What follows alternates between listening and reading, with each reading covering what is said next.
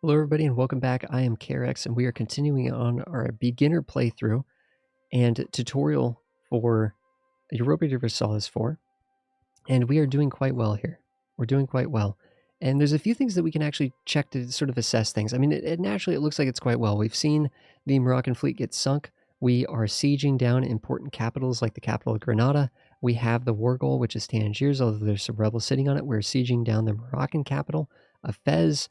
We have the Castilians that are in Morocco, sort of on campaign, sort of helping us and defending and buffering us while we siege down the capital of Fez, so on and so forth, right?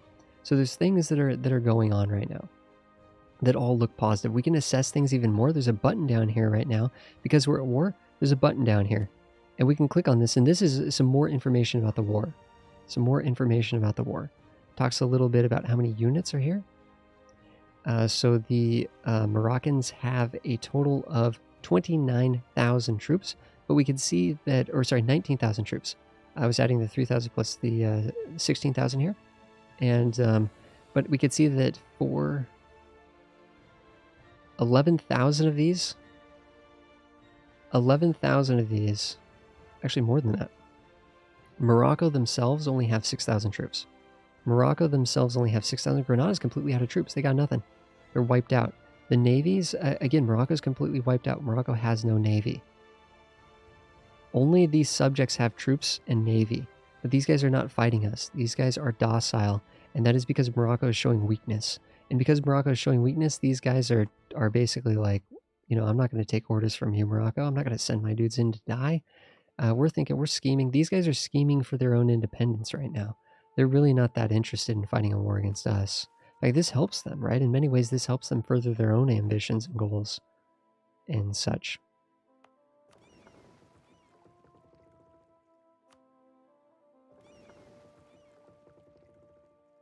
Other things that we can check here is we can check progress on the war goal. This is very important here, right? We have Tangiers, and we've gained 16 war score because we've been holding... actually, we've gained 8.8. We have a chance to gain 16.2 more.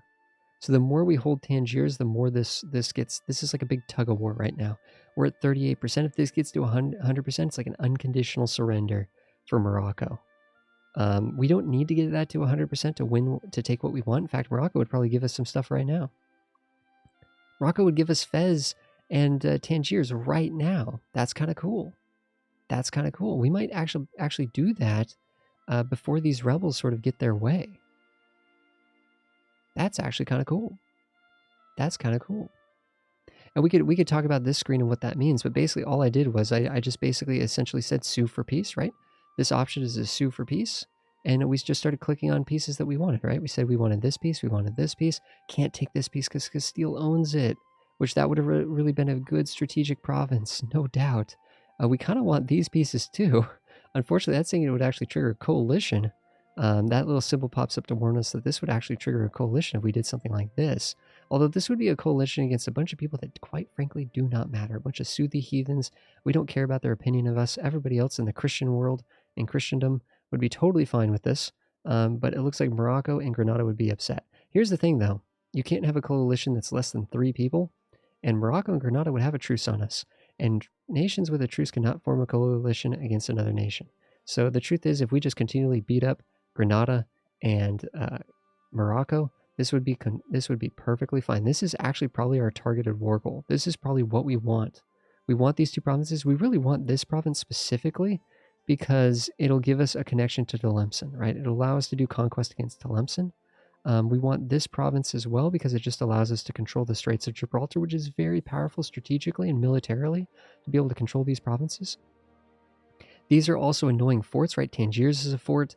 This province right here is a fort. This province is a fort. So if we can take those forts in war and either decommission them or hold them or do whatever, right? If we can control these forts ourselves, that means that we won't have to constantly be bashing our head against the wall every single time we want to sort of get... we won't have to bash our heads against the wall every single time that we want to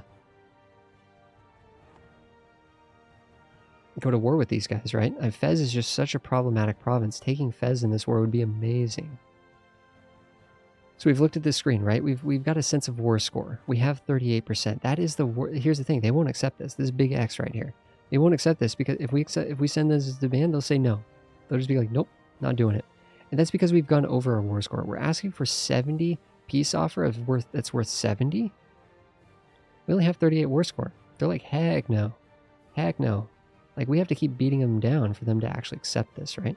The thing is, we might actually be able to separate peace out Granada. If we click on Granada here, we have 37% just against Granada. What if we click on these nations? We're close. We're close. It doesn't look close, but this is 40. This is 37. We're very close to being able to potentially get this done.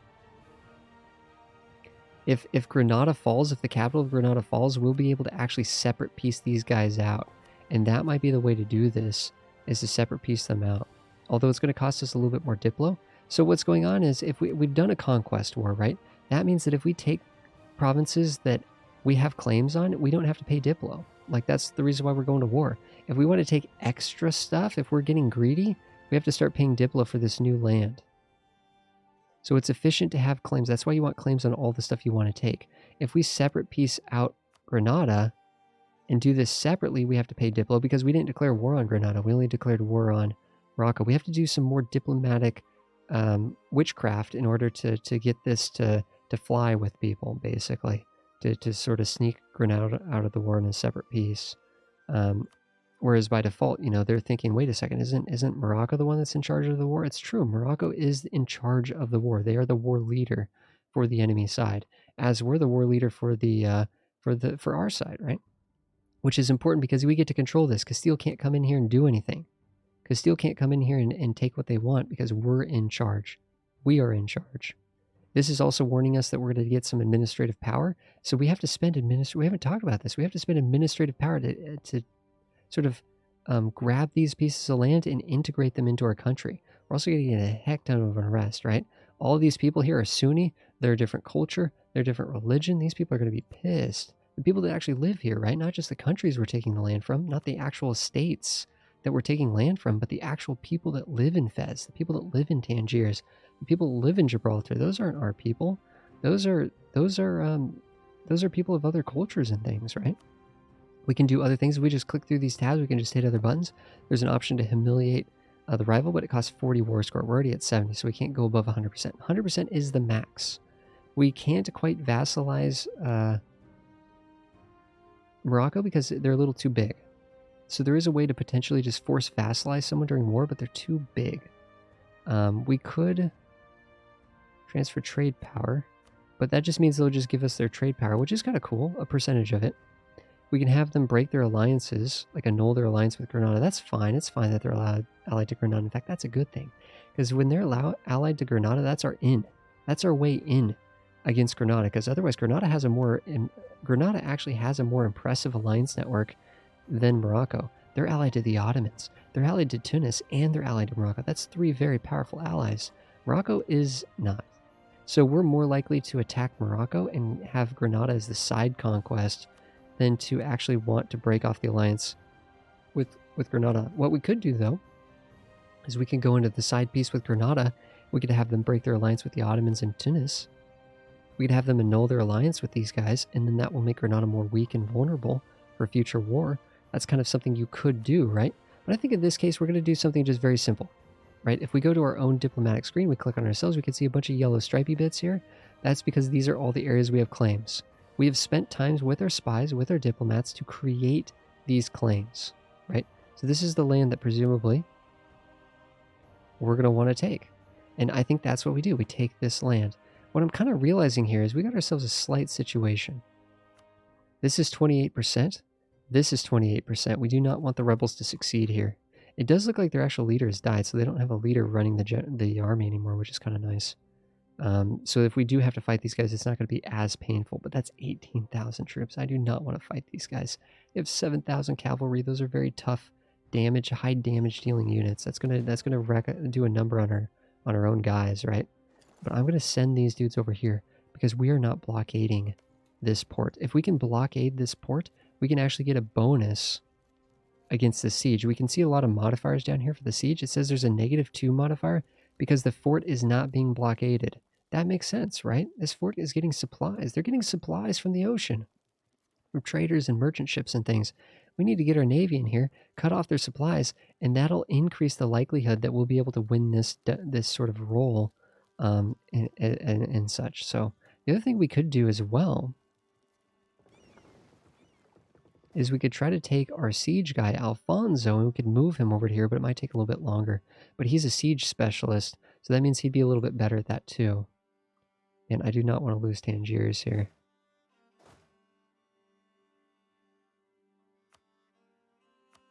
I'm going to deselect here and see if these Castilians actually naturally move off of this, but I doubt they will. This is technically, oh, there we go, 42%. So we're just hoping the rebels don't win this. The rebels won that. The rebels won that. Where are you going, rebels? Where are you going? We did win that, but the rebels won this. No. We won't accept this. But we could probably separate peace out Granada at least, which maybe is worth it just to do that. It's going to cost us a little bit more diplo. I don't think we want to. I think we want to get these guys out together. Hopefully when these Castilian troops come down here, hopefully we could just fight the rebels together or something. I don't know, guys. Where are these dudes moving? I do not want them to move to Fez.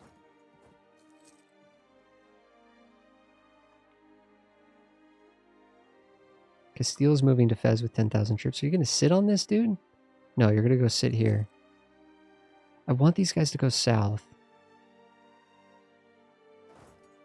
14%. There we go. They're going south. That's beautiful. That's beautiful. Because Castile's the one that actually owns that land. We have to retake Tangiers. We have lost that progress on the war goal because we don't own Tangiers anymore. That makes sense, right? So we have 18,000 troops in Fez sieging this down for ourselves. The rebels are still here. They're still being annoying. It looks like for the most part, Castile's doing a good job at just sieging everything else down. We're taking attrition here. So our dudes are dying. 4.5% of our men are just dying, just sitting here in the mountains, sieging Fez. Like, this is brutal, you know what I mean? Oh, Castile, don't you dare do this to me. Don't you dare do this to me. Castile, I need that province, dude. That's the entire war goal. If Castile sieges that for themselves, I'm going to be pissed. Interesting. Yeah, that's kind of annoying. The rebels have been accepted. They've accepted the demands. Morocco has accepted the demands of the rebels. Oh, no, the heir is going to die. That heir was amazing. A 446, he's going to die. A hunting accident. That is not good. He was incredible. He was incredible.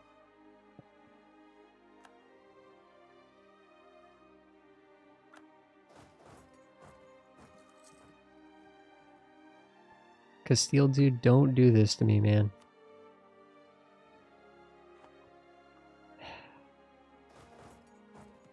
Yeah, this is a big bummer. Big bummer.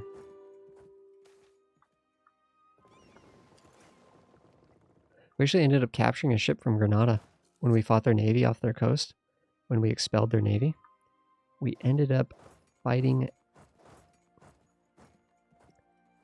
Sad times. Sad times. That was an event where you could get some administrative power if you took a little inflation. That's what we did. Sad times. Castile, are you going to give this to me or are you going to take this for yourself, dude? Are you going to take this for yourself? We need to take Tangiers. More rebellions rising up. No, we fought it for Morocco. So there's so much unrest in Morocco because they're just getting completely battered and sieged, right? That'd be funny if they went to Fez, though. They're re-sieging their own land. That's okay, because this is all junk, right? It's the forts that matter. I can't... They gave it to us. Thank you, Portugal. Or thank you, Castile. Thank you, Castile. Thank you. So we've been unleashed. Let's go. Let's siege him down. Let's get him sieged down, everybody. Actually, I think we could probably take what we want now with the 65%, right? Because they're going to be at very low... Very, very low desirability for war here. Castile's doing a good job. Let's pull back. Let's pull back. Because we're taking a lot of attrition up here in the mountains. Ooh, glad we did, because there's some rebels that are popping up here. So Morocco is getting completely ravaged, right? As you can expect, right? In war, you build something called war exhaustion. When you lose battles, when you get sieged provinces, You build war exhaustion. In fact, we have 4.5 war exhaustion ourselves, right? Just for taking attrition, doing battles, you know, the prolonging of the war, right? Just being at war, it goes up. But Morocco's really getting ravaged. They're at 17. Grenada's at 20. I mean, that's a huge amount of unrest. So that actually, if we look at this, that actually increases unrest by that value. So they have plus 20 national unrest. This province right here has 20 unrest. That is crazy. That means the rebellions are going to be just... That's why rebellions are literally popping up left, right, and center over here. But we should be able to get what we want from the war. There we go. They will accept. We have a 69% peace deal, and they will accept this. This is Fez for us. This is all for us. Castile just came in here and just helped us out, basically. We could take their money as well, just to help pay for our costs. And Morocco just wants out. They do not care. We can go all the way up to an 88% war score. This is going to be very, very good. Okay, this gives us this province so that we can get claims on these coastal provinces of Tlemcen. This is going to get us Fez, which is also touching Tlemcen. This is going to give us an actual walking path route all the way down through here and through the Straits of Gibraltar. This is going to be amazing, but this will create unrest, civil discontent, and unrest within our country. Okay, because these are a lot of Sunnis, Moroccans, and Grenadans. Although I'm definitely not saying that right. I'm not sure how we would say the Grenadan culture in that sense.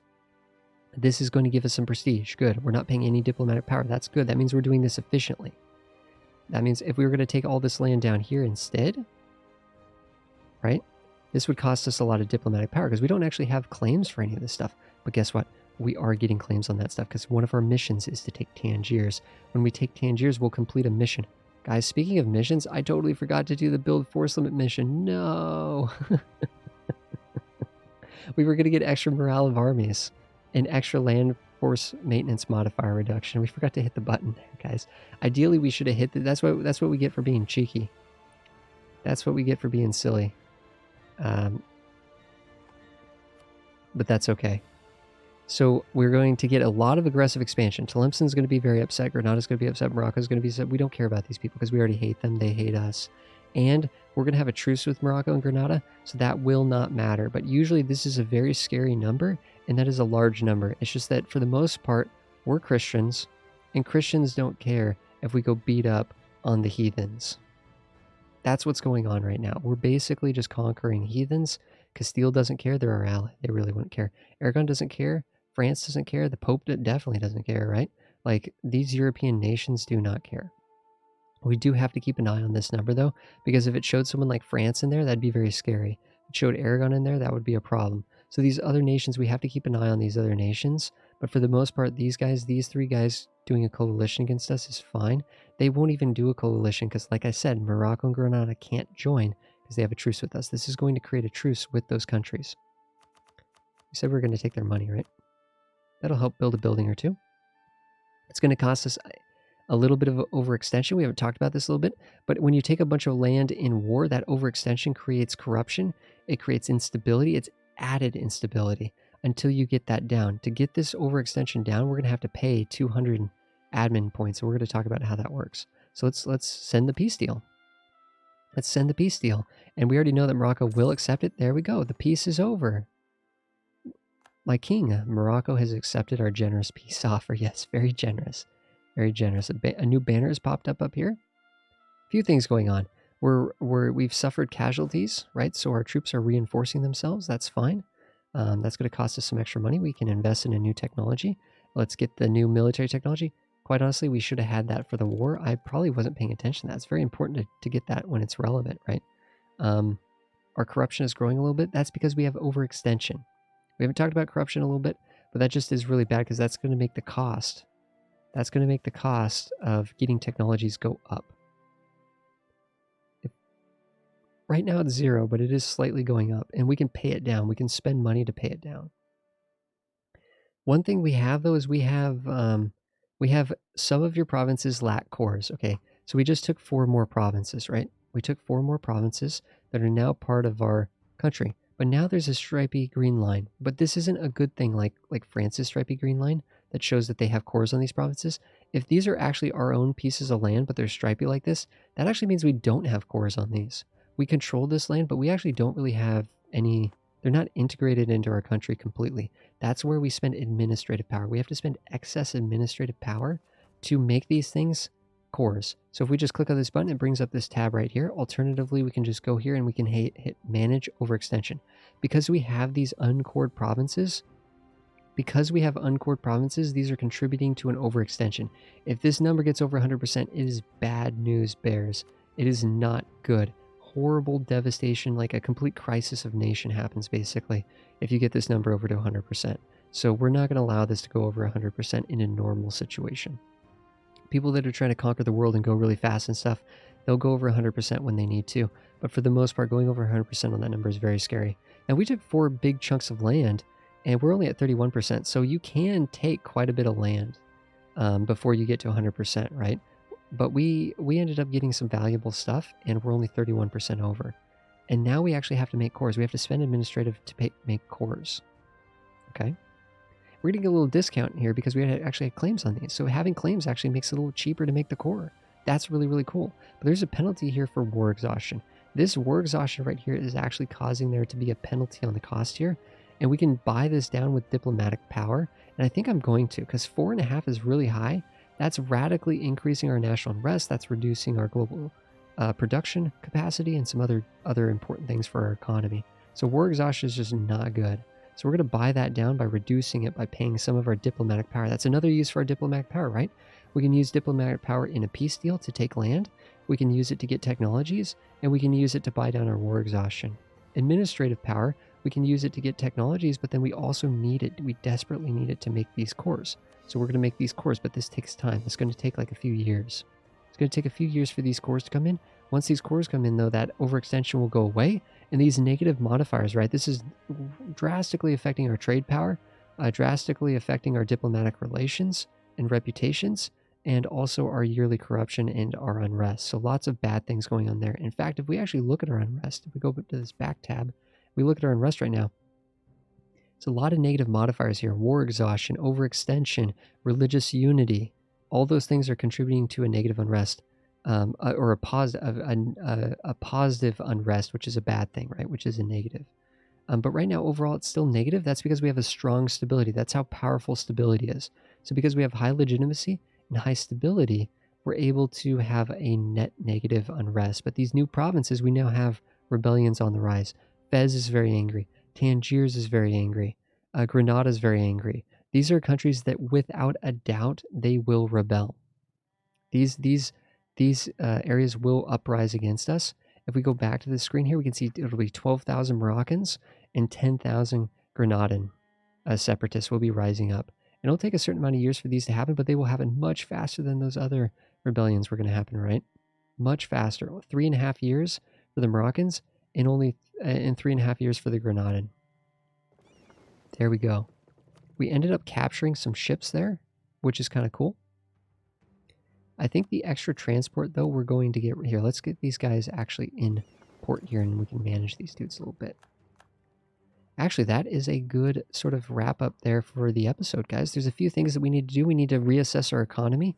We need to manage these bits of unrest. We could talk a little bit about how we do that. And actually, we have some money on hand. So we're losing money, though. Last month, we lost money. We have some buildings that we could build because we do have a good bankroll, but we need to kind of assess the situation in the economy and sort of gear more towards a peace-minded focus. We also have a lot of spy network with Grenada, so we can spend those points to get more claims on Grenada and further towards eventually conquering Grenada. So there's a bunch of things to be doing right now.